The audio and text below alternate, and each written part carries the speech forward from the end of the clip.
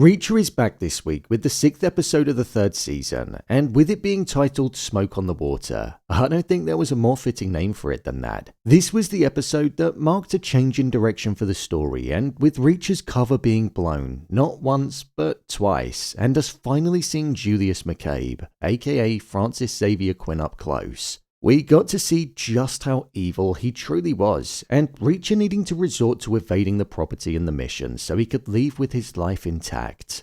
With Neely also being put in danger and it seeming like Reacher and Duffy are going to be heading off to LA, let's dive into the episode and break down all that there was to take away from it. Here is Reacher Season 3 Episode 6 Ending Explained. Just to let you know, this video will contain spoilers.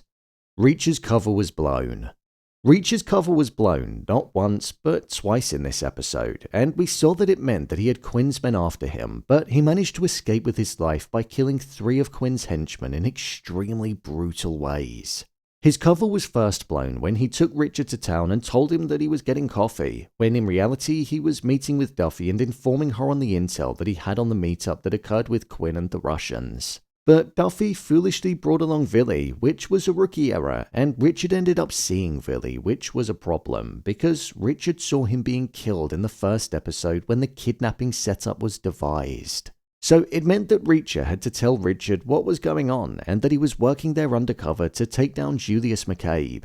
This is something that it felt like Richard would most likely be on the same side of, as he hates McCabe for what he did to him in kidnapping him and taking his ear, and also the hold that he has over his father's life and his life too. So we saw Richard keep that information to himself. However, it proved to be redundant because Reacher's cover was blown again, only moments later.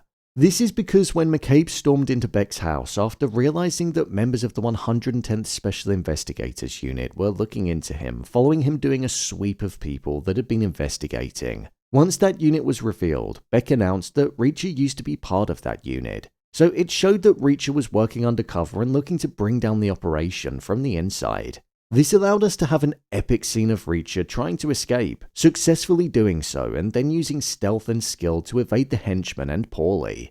Reacher's cover being blown means that he's a high priority target for Quinn moving forward, as the entire operation was shaken up following Annette's cover being blown, and also it will have to be again with the discovery that the 110th were looking into him.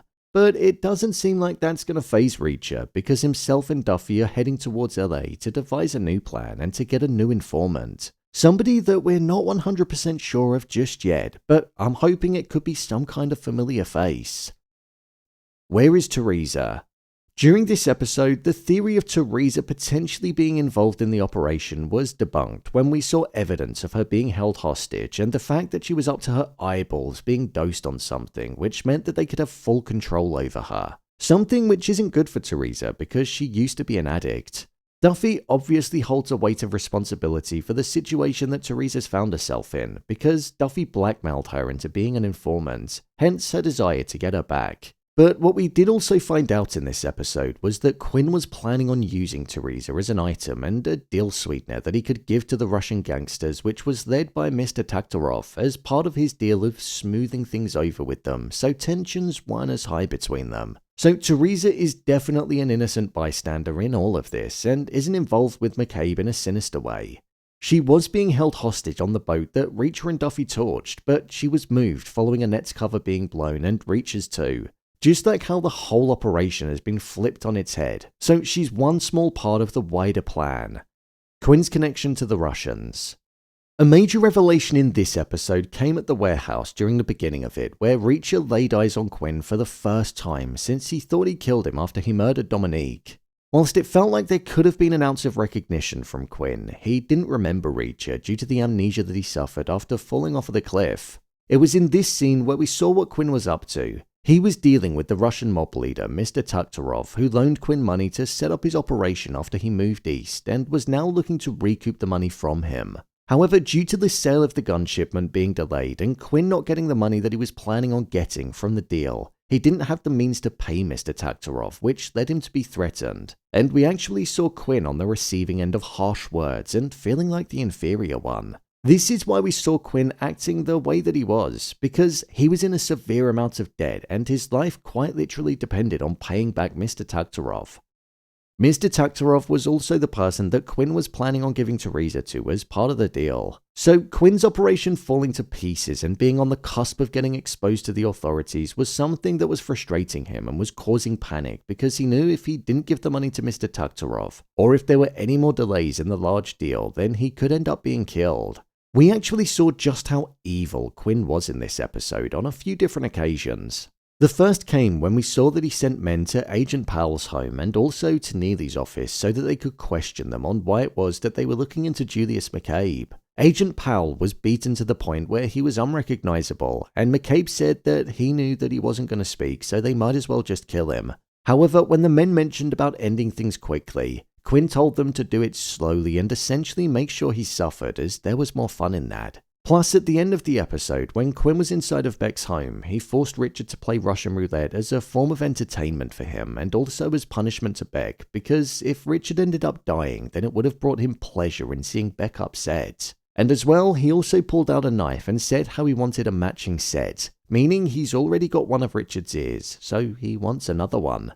This could be insinuating that he wants Richard's ear, or he could want Richard's father's ear as a means of punishment. However, I think it's probably Richard's. I think it's going to be a great moment when Richard finally comes face to face with Quinn again.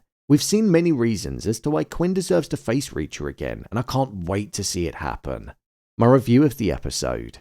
I thought this was a good episode of the show. I think it could actually be the best episode of the season so far, but that's unsurprising as we're only 2 episodes away from the finale, so the tensions, stakes, and action has to reach a point where it's bubbling over, and it's doing exactly that. The scene where Reacher just calmly shot out the tires of all of the cars in the garage, then drove out of Beck's property, and then was in the cover of darkness and in the woods was probably the best scene in the episode. That and the explosion on the boat. It was Reacher at its core and one of the main reasons why we watch it, for the action and the epic fight scenes. One moment that I thought felt a bit forced in this episode though was when Duffy and Reacher kissed. I don't know, I just didn't quite buy it and it felt really unnatural. I haven't felt the romantic tension between them at all, to be honest. I know most of their interactions have been over the phone and that's probably why. But that kiss just felt too deliberate and forced, and for the sake of Reacher having a love interest of some kind.